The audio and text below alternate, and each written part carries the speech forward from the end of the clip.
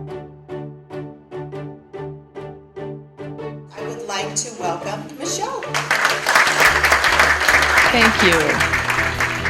James Joyce started one of his novels with the phrase, "Mr. Duffy lived a short distance from his body."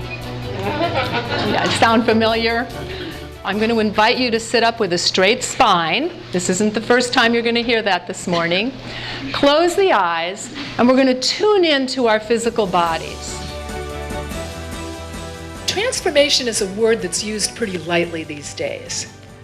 So what I don't mean by transformation is an emotional and mental high, sort of a superficial high, and you feel great for a few days and you're really inspired, and then after a few days you go back to where you were.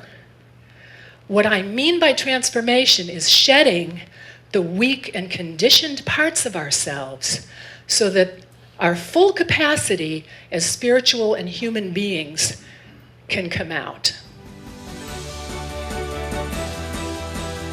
We're physical beings, and how we walk and how we are in our bodies is a language to everyone around us. People are making judgments about you instantly based on your posture. We have to start thinking more about what we're thinking about.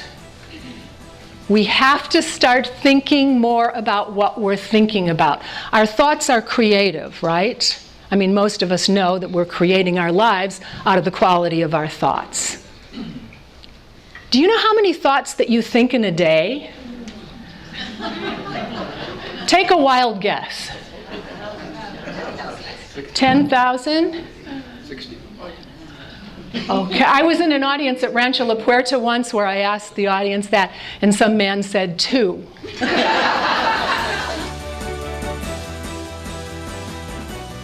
Imagine that you're still lying in bed and you just woke up, and we're going to start off with a 3-part breath. So does everybody remember the 3-part breath? All right, close your eyes. And then as you breathe in, first we breathe in the lower abdomen, bring it up to the diaphragm, up to the upper chest, under the collarbones. And then as you exhale, bringing it all the way down through the nostrils, all the way down until you squeeze all the breath out of the base. How many people have tried to meditate, but all they can do is see their minds? Everybody should raise their hand, even if you're a meditator, you know? Yeah, right. So, and what I tell people is that that is the first step of a successful meditation. Because what it means is there's a part of yourself, which is awareness. It's the same awareness that we had when we were doing this stuff.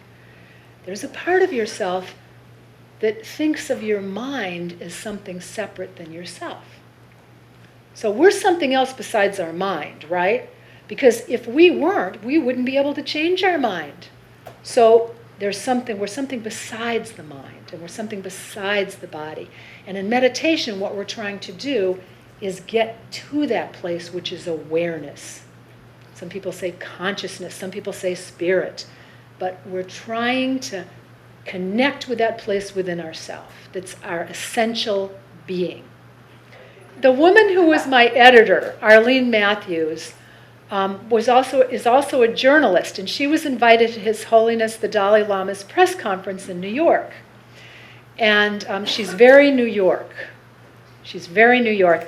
And as soon as it opened up to questions, she shot up her hand and she said, "Why is it so hard for Americans to meditate?" And the Dalai Lama looked at her with that twinkle in his eye and said, "Why do you think it's just Americans?" He said something like, "You Americans think it's always about you. Why do you think it's just Americans?" He said, "It's hard for everybody to meditate. It's hard for me to meditate, and I'm the Dalai Lama." So if you find that you're having trouble meditating, you're in very good company. Beautiful, thank you.